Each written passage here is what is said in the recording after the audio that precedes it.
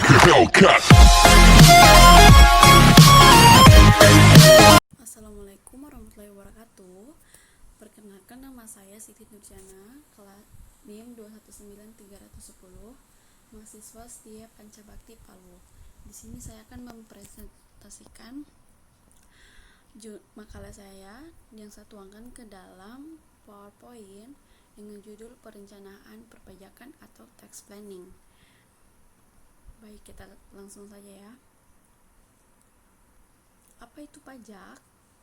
Pajak adalah kontribusi wajib kepada negara yang terutang oleh orang pribadi atau badan yang bersifat memaksa dan berdasarkan undang-undang dengan tidak mendapatkan imbalan secara langsung dan digunakan untuk keperluan negara bagi sebesar-besarnya kemakmuran rakyat. Dan apa itu tax planning? Tax planning atau perencanaan pajak adalah upaya mengurangi atau meminimalkan beban pajak yang harus dibayarkan kepada negara sehingga pajak yang dibayar tidak melebihi jumlah sebenarnya. Tahu nggak sih apa tujuan tax planning?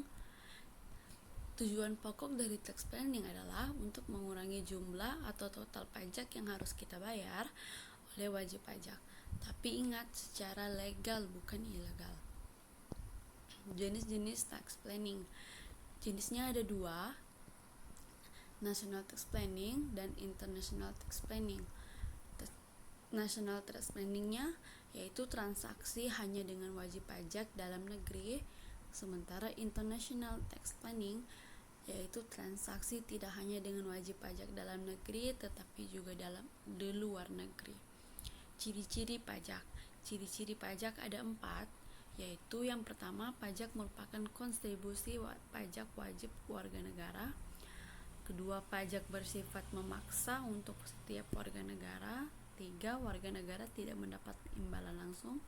4, berdasarkan undang-undang. Jadi ciri-cirinya pajak itu berdasarkan undang-undang. Ada undang-undangnya ya, diatur oleh undang-undang. Syarat melakukan tax planning.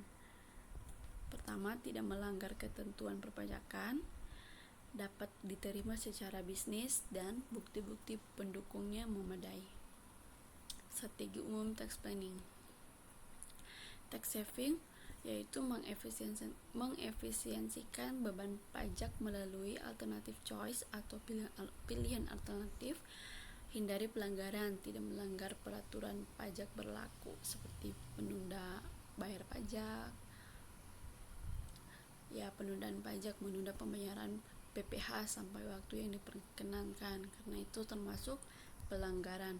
Optimalkan kredit pajak, memaksimalkan kredit pajak PPh yang diperkenankan. Kunci tax planning. Yang pertama itu eliminasi beban pajak pada item tertentu. Kedua, pengalihan pajak ke entitas lain. 3, pengalihan pajak ke periode lain. Sekian presentasi dari saya, lebih dan kurangnya mohon dimaklumi. Wassalamualaikum warahmatullahi wabarakatuh.